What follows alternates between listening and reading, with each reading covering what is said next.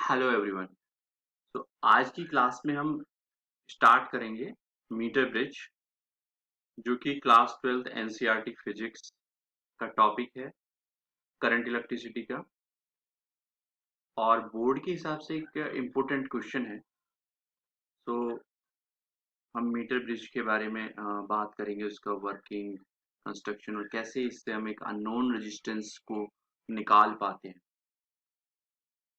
देखो, basically it is also called slide wire bridge. इसको हम स्लाइड वायर ब्रिज भी बोलते हैं। और it works on the principle of wheat stone bridge. Wheat stone bridge का जो प्रिंसिपल होता है उस पर वर्क करता है। व्हीट स्टोन का क्या प्रिंसिपल है, कैसे व्हीट स्टोन को हम समझ सकते हैं, ये दूसरी एक वीडियो है, उसमें हमने डिस्कस किया है। उसका लिंक जो है डिस्क्रिप्शन में गिवन है, तो वहां से आप देख सकते हैं और आप आई बटन से भी देख सकते हैं। तो डिस्कस करते हैं मीटर ब्रिज के बारे में, राइट। जैसा कि आप देख रहे हैं, एक यहाँ पर एक एक्स रेजिस्टेंस है, राइट, जो कि एक अननोन रेजिस्टेंस है, और एक आर है जो नोन है। और एक आप वायर देख रहे हैं, A B wire, right, this is the A B wire. और इस वायर की जो लेंथ है, इस वायर की लेंथ होती है, ए बी जो लेंथ है वो 100 सेंटीमीटर होती है। इसी वजह से इसको मीटर ब्रिज भी बोलते हैं, राइट। 1 मीटर हो गई ना लेंथ, तो इसी वजह से हम इसको मीटर ब्रिज भी बोलते हैं। बीच में आप यहाँ पर देख सकते हैं, ये एक गैल्वेनोमीटर लगा हुआ है। This is the galvanometer. तो बेसिकली हम यहाँ पर क्या बना रहे हैं, व्हीट स्टोन ब्रिज बना रहे हैं। मतलब व्हीट स्टोन ब्रिज में भी 4 रजिस्टर होते थे ना, ये R1, R2, right, this is R1, this is R2, right. And ये आपका R3 हो गया, और ये आपका R4 हो गया। अब R3 और R4 कैसे बनते हैं ये हमें देखना है, ठीक है। बिकॉज हमें तो एक ए बी वायर दिया गया है, ठीक है। तो उससे R3 और R4 कैसे बनते हैं ये हमें समझना है। और फिर हम जो अननोन रजिस्टर X है उसको हम आसानी से निकाल लेंगे। तो ये है आपका अननोन रेजिस्टेंस, ठीक है। और ये है आपका एक नॉन रेजिस्टेंस, जो जिसकी वैल्यू हमें पता होती है पहले से। ये आपका प्रैक्टिकल भी है, तो प्रैक्टिकल में भी आप इसका कंस्ट्रक्शन देख सकते हैं। आपकी स्कूल की जो लैब होगी वहां पर आप देख सकते हैं। अब हम ये देखना चाहेंगे कि कैसे जो है R3 और R4 बनते हैं। अब आप ये देख रहे हैं, ए बी जो वायर है ये एक यूनिफॉर्म वायर है। कैसा वायर है, यूनिफॉर्म वायर है। अब यूनिफॉर्म वायर का क्या मतलब है, यूनिफॉर्म वायर का मतलब ये है दैट रेजिस्टेंस पर सेंटीमीटर इज कांस्टेंट।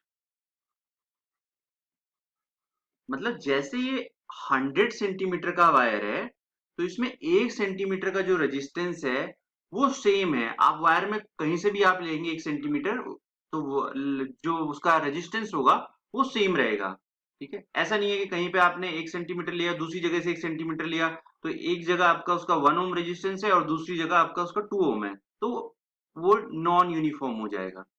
बट ये जो हम यहाँ पर ले रहे हैं वो यूनिफॉर्म वायर है, ठीक है। तो दैट्स व्हाई वी सेड क्या, द रेजिस्टेंस पर सेंटीमीटर इज कांस्टेंट। या हम ऐसे भी कह सकते हैं, और ज्यादा जनरल टर्म हम यूज कर सकते हैं, the resistance per unit length is constant. Okay. So अब देखिए, जैसे हमने 100 सेंटीमीटर वायर की बात की है, ऐसा जरूरी नहीं है कि आप 100 सेंटीमीटर ही लें, बट यूजुअली 100 सेंटीमीटर लेते हैं, इसलिए इसको मीटर ब्रिज बोलते हैं। आप 200 सेंटीमीटर ले सकते हैं, 400 ले सकते हैं, अकॉर्डिंगली जो भी आपकी रिक्वायरमेंट है उसके हिसाब से आप ले सकते हैं। अब हम बात कर रहे थे R3 और R4 की। तो वो यहां से लेकर यहां तक, let's take this point is D, right. तो जो AD जो लेंथ है उसका रेजिस्टेंस हो गया R3, ओके। और यहां से लेके यहां तक जो BD लेंथ है उसका रेजिस्टेंस हो गया आपका R4, ठीक है। तो अब R3 तो सिर्फ हम लेंथ के लिए बोल रहे हैं कि लेंथ का इतना रेजिस्टेंस ये हो गया। तो सपोज हमने ये देखा कि जब हमने ब्रिज को बैलेंस कराया, क्योंकि एक्स और आर, राइट, हमारे अननोन और नोन रेजिस्टेंस हैं रेस्पेक्टिवली। तो जो एडी है वो एक R3 रेजिस्टेंस की तरह काम करेगा जो यहाँ पे वायर है, और जो बीडी है वो R4 की तरह करेगा। बेसिकली जो डी पॉइंट है ये नल पॉइंट है। नल पॉइंट मतलब यहां पर आपका व्हीट स्टोन ब्रिज क्या हो गया, बैलेंस हो गया। Okay, so D is the point where null point is balanced, right. अब यदि हमें R3 की वैल्यू निकालनी है, R3 की वैल्यू निकालनी है, तो R3 की वैल्यू के लिए आप क्या कर सकते हैं, R3 equal to RCM। RCM क्या है, RCM is resistance per unit length और पर सेंटीमीटर। लेकिन आपका जो ब्रिज जो बैलेंस हुआ था वो कितनी लेंथ पे हुआ था, एडी लेंथ पे हुआ था। तो मैंने ये एल सेंटीमीटर से इसको मल्टीप्लाई कर दिया, एल सेंटीमीटर। तो जो R3 की वैल्यू है वो आ गई RCM इंटू एल। ओके, अब हम बात करेंगे R4 की। R4 हम कैसे निकाल सकते हैं, R4 आपका ये है यहाँ पर, ठीक है। तो R4 जब आप निकालेंगे तो हो जाएगा RCM इंटू 100 माइनस एल, क्योंकि जो पूरे वायर की जो लेंथ थी वो 100 सेंटीमीटर थी, लेकिन जो ब्रिज है वो हमारा कहाँ बैलेंस हुआ था, एल लेंथ पे बैलेंस हुआ था, मतलब डी पॉइंट पे बैलेंस हुआ था, राइट। तो अब आपको क्या हो गया, एक्स तो आपका अननोन है, आर आपका नोन है, और R3 और R4 की वैल्यू आपकी आ चुकी है। तो सिंपली अब हम by using a Wheatstone bridge, by using Wheatstone bridge,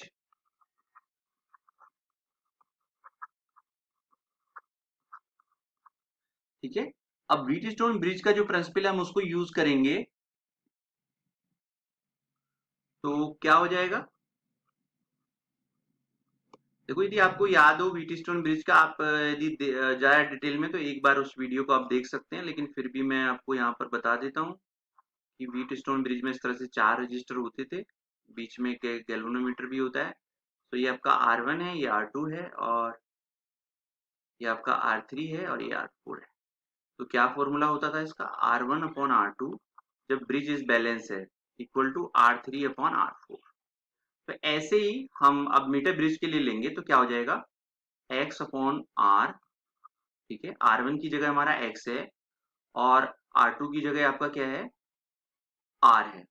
आप ऑलवेज इसको ऐसे याद रखिए, this upon this, okay, and this upon this, okay. So दूसरा हो जाएगा हमारा R3 upon R4, right. So x upon R3 की वैल्यू हमारी कितनी थी, RCM इंटू एल। R4 की वैल्यू हमारी कितनी थी, RCM into 100 minus L, okay. RCM से RCM कैंसिल हो गया, राइट। सो RCM से आपका RCM कैंसिल हो गया,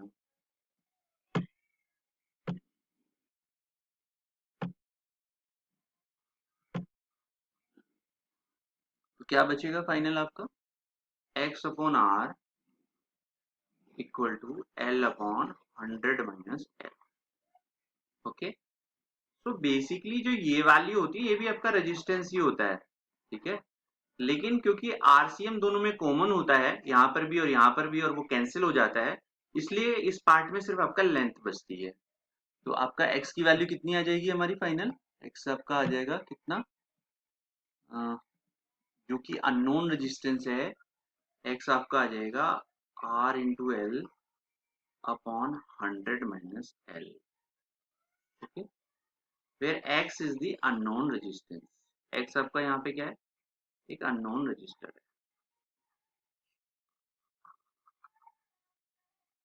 ठीक है।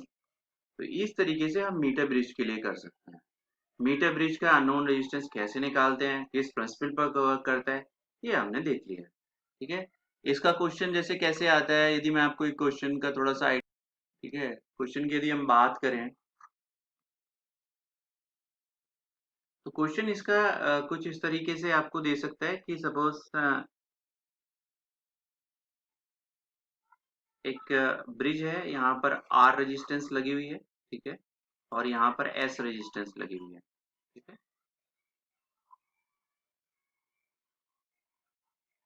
और ये हमें फिर बताएगा कि पर्टिकुलर लेंथ पे बैलेंस हो जाता है, ठीक है।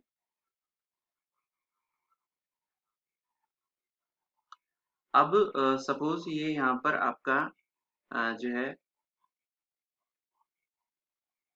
40 सेंटीमीटर पे बैलेंस हो जाता है, ठीक है। तो ऑब्वियसली यदि 40 सेंटीमीटर पे बैलेंस होता है तो इधर हमारा कितना बच जाएगा, 100 minus 40, so that will be 60 centimetre. तो ये 40 होगा, ये 60 सेंटीमीटर होगा। तो जो हमारा फॉर्मूला है x upon R equal to L upon 100 minus L, यदि हम उसको अप्लाई करते हैं यहाँ पर तो आपका क्या बन जाएगा, आर अपॉन एस और 40 अपॉन 60। अब वो आपको एक दूसरी कंडीशन देता है, क्योंकि देखो दो वेरिएबल हैं यहाँ पर, एक आर है और एक एस है। यदि आर और एस दोनों को फाइंड आउट करना है तो ऑब्वियसली वो आपको दो कंडीशंस देगा, ठीक है। अब वो दो कंडीशन, दूसरी कंडीशन में आपको क्या देगा कि सपोज उसने जो है एक एस के साथ एक सीरीज में रेजिस्टेंस लगा दिया, ठीक है, एस के साथ। तो ये तो हमारी इक्वेशन नंबर 1 थी। एस के साथ एक उसने 5 ओम का रजिस्टर लगा दिया, ठीक है। तो जो 5 ओम का रजिस्टर लगाएगा तो क्या होगा कि सपोज अब जो उसका नल पॉइंट है, नल पॉइंट ऑब्वियसली ऑब्वियसली बात है चेंज हो जाएगा, ठीक है। सो नल पॉइंट आपका चेंज हो गया, सपोज वो नल पॉइंट जो है अब आपका 20 सेंटीमीटर पे आ रहा है इधर, और इधर आपका कितना हो जाएगा, 100 माइनस 20, तो हो जाएगा 80 सेंटीमीटर, ओके। ये आपका 20 सेंटीमीटर।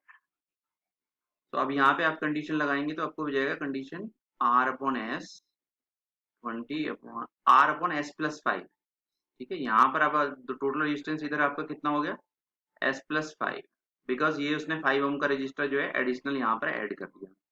तो यहाँ पर मेरा कितना आ जाएगा, आर अपॉन एस प्लस 5, ठीक है, और ये इक्वेशन बन जाएगी आपकी 20 अपॉन 8, ठीक है।